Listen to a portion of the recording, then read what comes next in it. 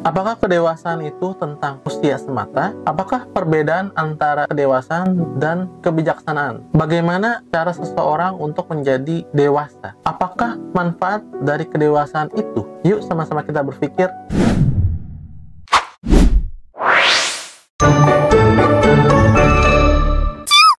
Oke, pada konsultasi pemikiran kali ini, saya akan membahas tentang kedewasaan dan kaitannya dengan kebijaksanaan. Mungkin banyak yang mengira kalau kedewasaan itu hanya semata-mata berkaitan dengan faktor usia saja. Tetapi anggapan itu tidak benar, karena banyak usia yang sudah dewasa itu tidak mencerminkan sifat kedewasaannya. Lalu kenapa bisa begitu? Langsung saja saya akan membahas aspek-aspek apa aja yang mungkin bisa dianggap menjadi dewasa. Dimulai dari aspek usia fisik. Menurut KBBI, kedewasaan itu adalah usia remaja yang memasuki akil balik, di mana seseorang telah matang secara alat reproduksi. Contohnya mungkin ketika Anda sudah memiliki jakun atau kumis, tetapi ada juga yang beranggapan bahwa seberapa lama dia hidup. Kedewasaan itu bisa diukur usia kronologisnya. Misalkan saya lahir tahun 92, berarti saya bisa dikatakan dewasa karena telah memasuki usia 30 tahun. Dari kedua pandangan tersebut, baik secara alat reproduksi dan secara kronologis waktu, kita bisa dikatakan dewasa. Saya akan langsung saja ke aspek yang kedua, yaitu tentang usia mental. Di mana usia mental ini berkaitan dengan kecerdasan intelektual seseorang. Bagaimana seseorang itu bisa mengatasi permasalahannya sendiri tanpa bantuan orang lain. Bisa dibilang kita mandiri secara personal. Namun ada seorang ilmuwan psikolog yang bernama Albert Binet telah mengkaji dan merumuskan bagaimana usia mental kita ini dapat diukur. Salah satu alat ukur untuk mengetes usia mental kita yaitu Stanford Binet, di mana aspek kecerdasan intelektual kita itu diukur, mulai dari aspek bahasa, daya ingat, relasi ruang, penalaran, dan visual motorik. Semua itu dirangkum dalam sebuah soal yang harus kita kerjakan. Dari hasil tes tersebut, kita bisa melihat kalau usia mental kita dewasa atau tidak. Soal-soal ini mungkin kita temukan ketika kita mendaftar di perguruan tinggi negeri atau di soal-soal CPNS. Jadi usia mental ini mencerminkan kecerdasan kita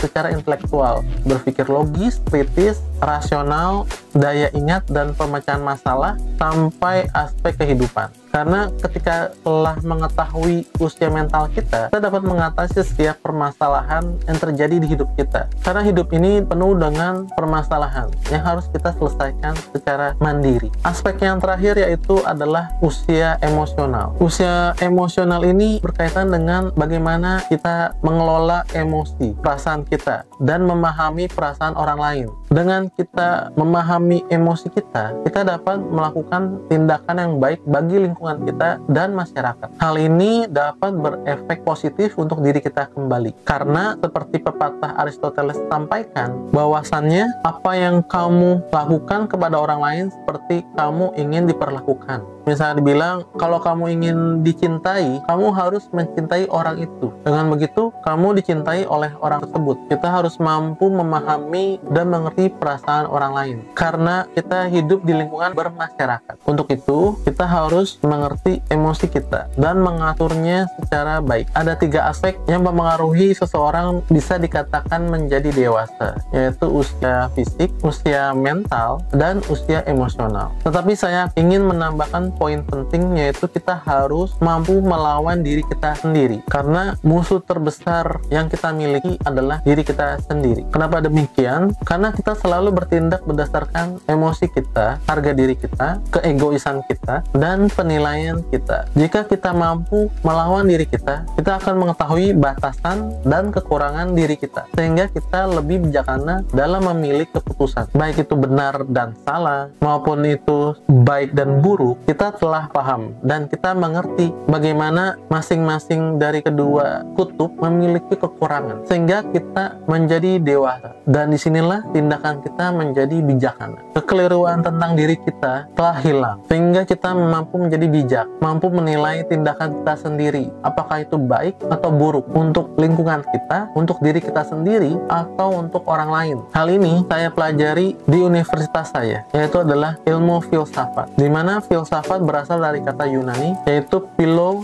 dan sophie, yang artinya adalah cinta kebijaksanaan. Karena filsafat berkaitan dengan bagaimana cara kita hidup di dunia ini. Semua itu dipertanyakan di dalam filsafat. Karena pertanyaan ini adalah pertanyaan besar yang selama ini kita hadapi sebagai manusia. Dan kita terus mencarinya. Melalui refleksi diri ini, kita akan tumbuh menjadi seorang yang bijaksana dan menemukan virtu kita. Mungkin kalau kamu ingin saya bahas lebih lanjut topik-topik tentang filsafat, kalian bisa tulis di kolom komentar di bawah ya. Selain filsafat, untuk kita dapat menjadi pribadi yang lebih dewasa, perlu juga hal-hal seperti latihan bermeditasi, bertanggung jawab apa yang kamu lakukan, berpikir kritis, dan memahami serta menghormati orang lain. Karena proses kedewasaan itu tidak terjadi dalam satu malam. Diperlukan waktu yang lama untuk kita terus belajar. Dengan belajar, kita akan bertumbuh menjadi pribadi yang dewasa dan bijaksana untuk menjalani hidup ini.